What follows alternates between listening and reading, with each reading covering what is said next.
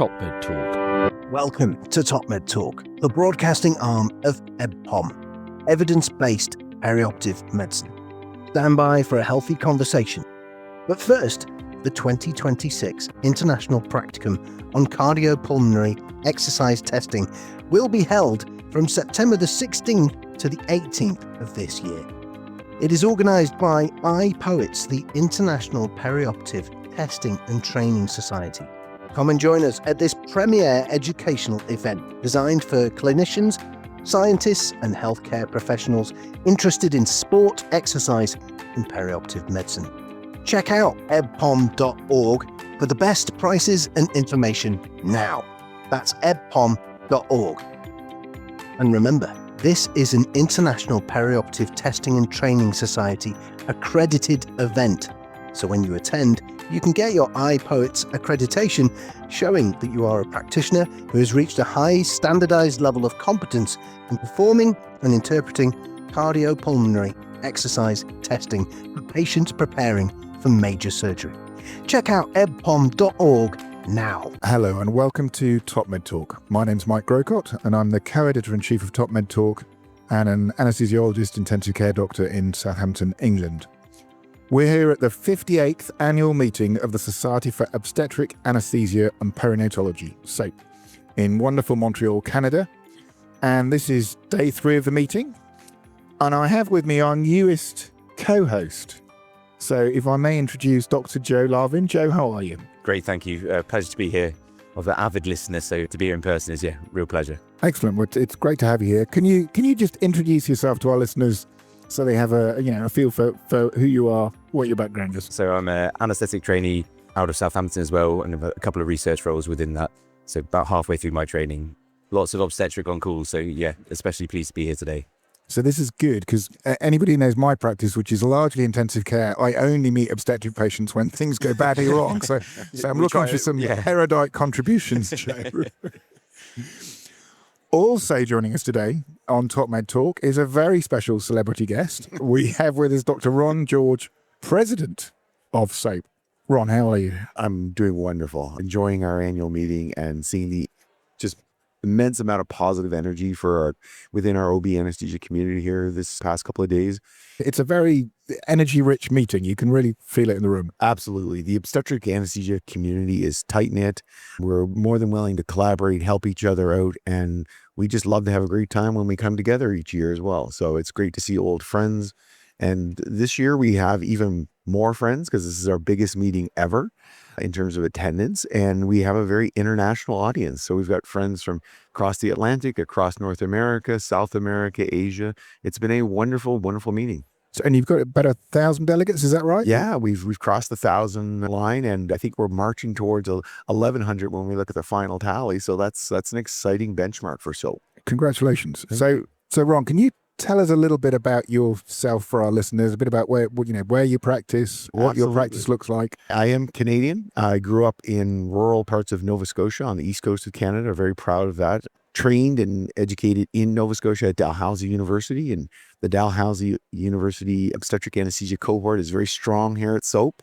And I went into OB mainly because of the strong community they had locally, and I wanted to work there. But then I came to my first SOAP meeting and wanted to expand. So after 15 years at Dalhousie, I went to the University of California in San Francisco for a few years. Loved it there, helped to direct their OB anesthesia program, worked with a great team. But the calling for coming home to Canada was strong. And we were in California during the COVID pandemic. And, pull to be near your family was really big.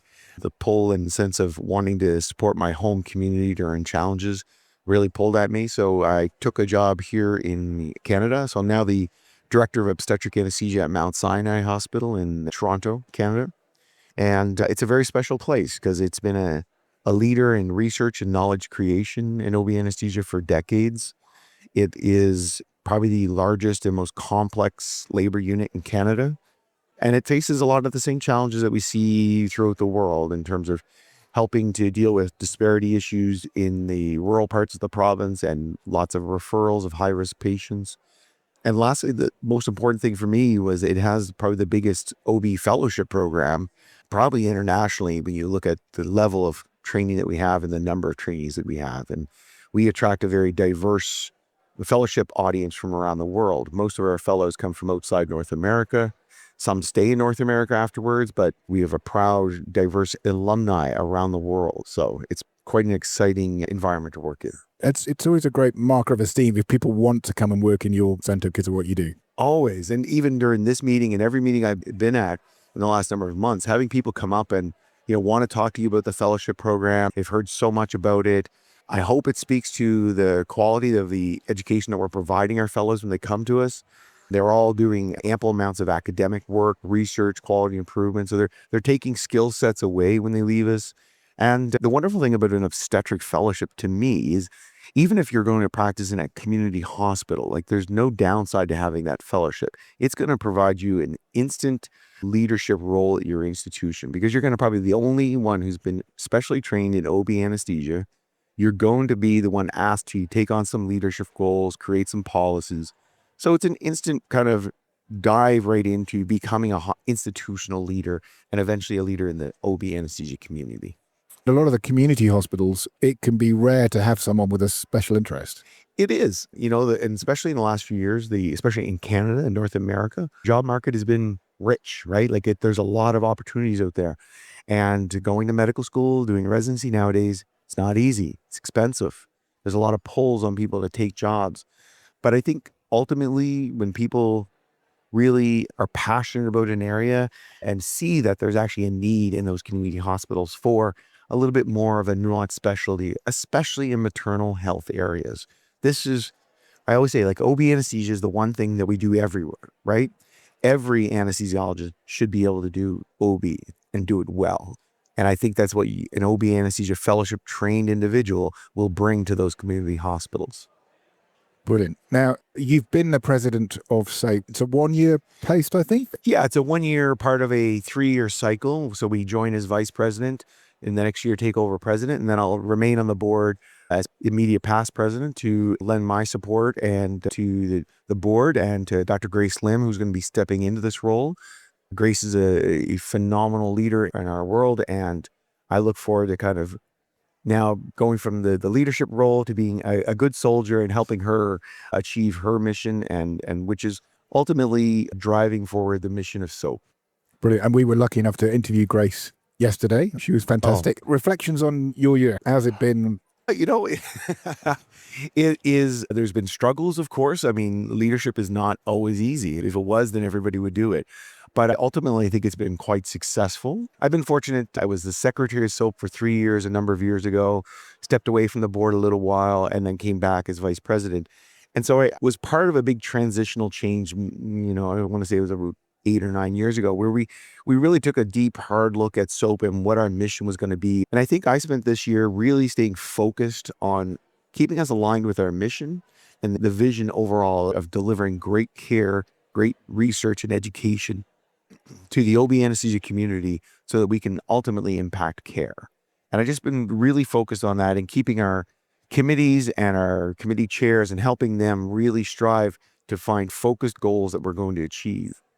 Some of the things that we've been really focused on this year is the development of partnerships. It's critically important. I think we're in an era where everything feels so divisive. There's nations being split up. There's, this versus that. And I think, one of the things I love is the fact that collaboration is so important. My whole career, my research, my clinical work was built around facilitating partnerships, collaborations. So we've reached out to some organizations who we have very close ties with and where we want to speak to a bigger audience. Like we really want to speak to the people who are providing for all that care to pregnant patients. So, we're excited. We've had a very successful partnership with the New York State Society of Anesthesia, one of the larger state societies in the U.S., and helping us to integrate into their annual meeting, which, again, second largest meeting in the United States and North America. So we have a big audience there, and we want to help them ensure that they're getting the best content to their state members, which they're excited about. And we want to help share our overall message for women's and pregnant patients' health going forward. So that's worked out well. And so we've already renewed that. We worked with the NYSSA to renew that contract and expand it, make it even better for us and them. And then we're taking that model and we're now in chats with the California Society of Anesthesia to do the same. They've got a huge CME portfolio that, they're very excited about this idea that SOAP wants to help ensure that their content is evidence informed and the most up-to-date and best obstetric anesthesia content. And the last one I'll mention is just because we've finished up the World Congress of Anesthesia at Marrakesh, Morocco, a couple of weeks ago. It was an exciting meeting, lots of great content and great people from around the world. But we are working and developed a memorandum of understanding with the WFSA so that we can start to work with them to ensure we're delivering great education to the anesthesiologists around the world that's reflective of the best evidence-based obstetric anesthesia care. Fantastic. So we're going to see SOAP in Vancouver in 2028? I hope so. You definitely will see me and you'll see a number of SOAP members, but we are going to hopefully work with WFSA to how do we integrate that content? How do we help their obstetric anesthesia committee ensure that they're getting the best content and the most relevant content that is actually relevant globally and not just to our sort of more high income country practices here in the US and Canada. Great partnership. And I guess that you work with the WFSA, that learning process is bi-directional from those different settings you talked about, lower income countries. Yeah. Absolutely. I've been very fortunate to work with the WFSA for many years. During my fellowship year, I was influenced by a number of wonderful anesthesiologists when I was at Duke University. And one of those was Dr. Yemi Olafalabi from Duke. And he introduced me to this, the fact that I had to reach outside of North America and see what the world is like and see what it's like for moms in other parts of the world. And so spent a lot of my time in the early part of my career traveling to various places with a wonderful nonprofit organization, Kybele, which is usually a big part of our SOAP annual meeting. And Kybele was a multidisciplinary group that wanted to improve maternal health and reduce childbirth morbidity and mortality worldwide. And they're doing some wonderful stuff. So I spent numerous times in Ghana and parts of the Middle East and I'm trying to think now, Mongolia. I got to see a lot of different variety in my life. And through it all, the problems are real and the problems are not that different wherever you go. And people are really struggling to do the best they can and trying to help them out and understand that. And I think that's what the WFSA has done so well in bringing anesthesiologists together around the world.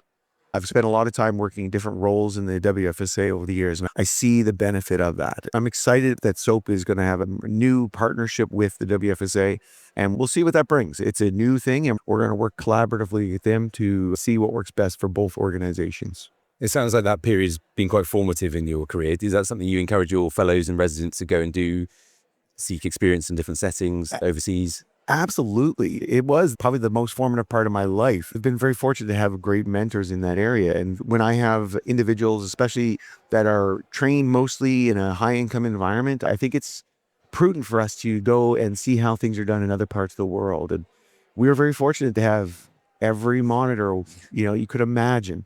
You're overwhelmed with data coming into you at all times. But sometimes that data should come directly from the patient. Yeah. And nowhere does that actually stand out more when you have to put a hand on a pulse and, check to look at how pale somebody might be for anemia when they're having a postpartum hemorrhage. So those components early on in my life really shaped my feelings around education of our trainees, but also just my care of patients in the operating room now, here in the operating room, or in Canada. You cannot forget that there's ultimately a patient there, not just a monitor. Yeah. No, that sounds fantastic. And then we talk about the technical stuff, but also the communication with language barriers and what those non-verbal cues and how important they are, both in this population and overseas. Absolutely. I love the fact I'm very proud of my Canadian heritage and the fact that we're a bilingual country, but I'm very disappointed that my use of French is very, very limited. But when you travel the world and you survive in some of those environments without directly speaking that language, and you can pick up on things and help people learn just by being very observant of those sort of nonverbal cues. And Ron, a very specific question, I guess. Obstetric anesthesia in particular, the social determinants of health, deprivation are a really big deal. I know SOAP is very strong on advocacy. What have you taken from your exposure in low and middle income countries that kind of inform that? I think it really goes back to what we were just chatting about. This is that communication. And, the problems that we're facing globally are not that different than what we're facing in rural Canada or rural United States. We need to get access for patients. We need to get access to the right people at the right time. And we need to prepare patients for the childbirth experience.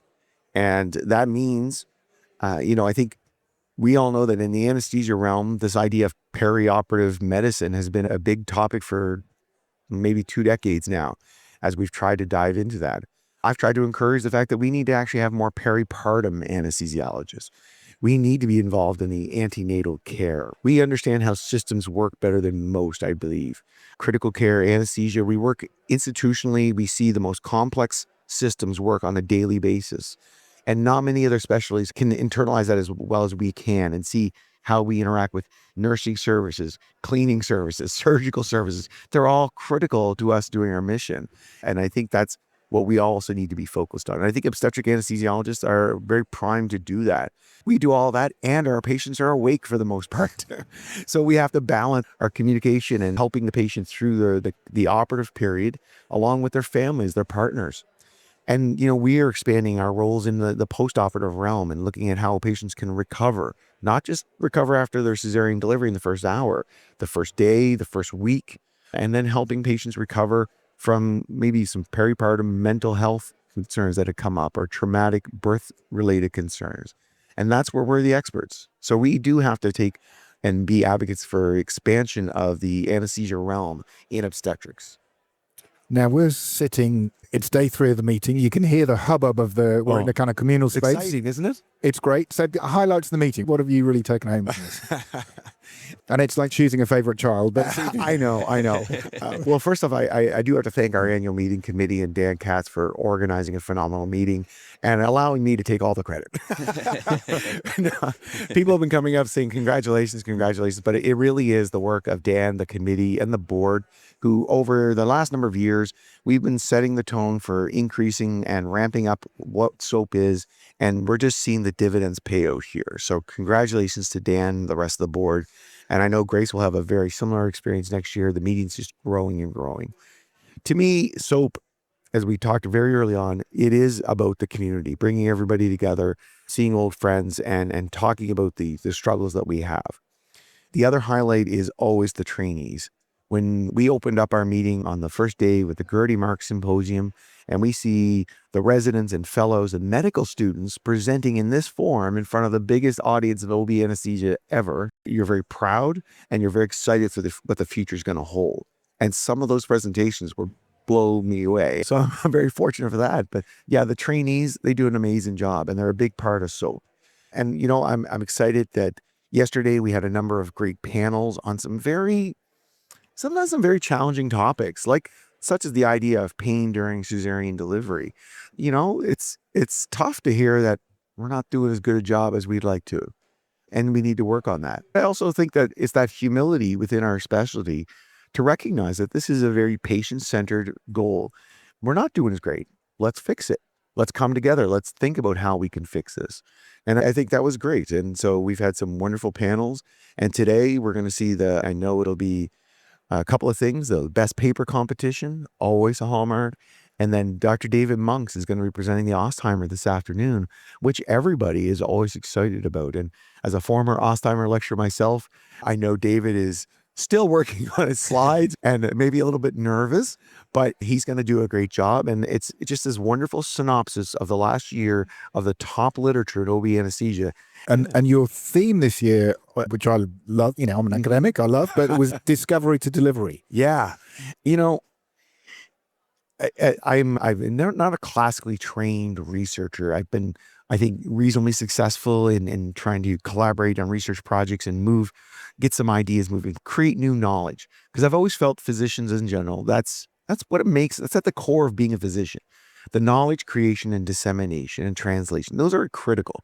You don't need to be somebody doing benchtop research all the time, or you don't need to be recruiting for clinical trials, but we have to have, at our core, we have to have this desire for new information and to support those physicians that are clinician scientists who are creating it.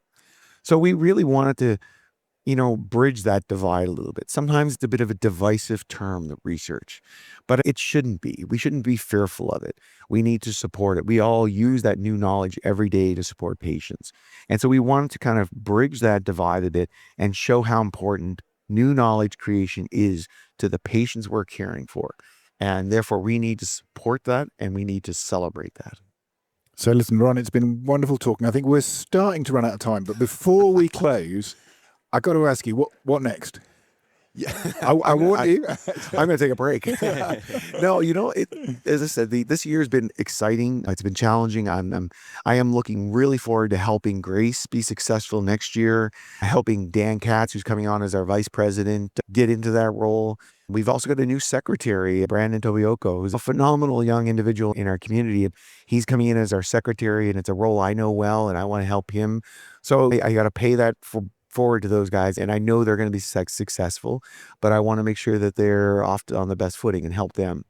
I recently also just joined the WFSA's governing council as one of the North American reps, along with Elizabeth Drum and the ASA. I'm going to be helping represent the Canadian Anaesthesiology Society. And I want to carry forward the wonderful contributions that the Canadian Society has made to the WFSA over the years. But I also am hoping to bridge that new collaboration between SOAP and the WFSA. And who knows what that might turn into. I think there's a lot of opportunities there. I want to take some time maybe and return to doing a little bit more in low-income countries. Things have been really busy with my own clinical career, SOAP, but I think over the next couple of years, I'd like to see what else is out there again. Be a little bit more adventurous. Definitely not winding down then. That's a long list. After COVID, everybody thought about, am I going to retire? And I still kind of think about it, but I see some of my colleagues here who are 66, 65, and they're just so energetic about this specialty that's what I want to be. Guys like former President Mark Zukowski, that's the individual that I want to be. He's constantly here helping individuals grow. Not about him. It's about the patients. It's about mentoring the young people in our community. And if I can continue to do that for the next 10, 15, 20 years, I'll probably be a pretty happy individual. Okay, given the passion we've heard just now, I can't see you stopping soon. Listen, thank you so much for talking to us. Really appreciate your time here. I know you've been very, very busy at the meeting. Thank you. Thank you so much to the SOAP team. It's been a delight to be here again. Thank you for hosting us, giving us this space in your exhibition area.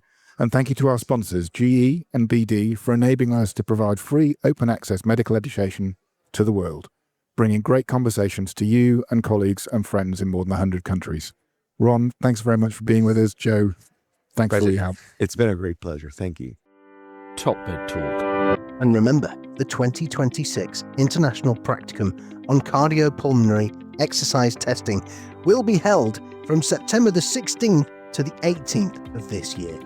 Come and join us at this premier educational event designed for clinicians, scientists and healthcare professionals interested in sport, exercise and perioperative medicine.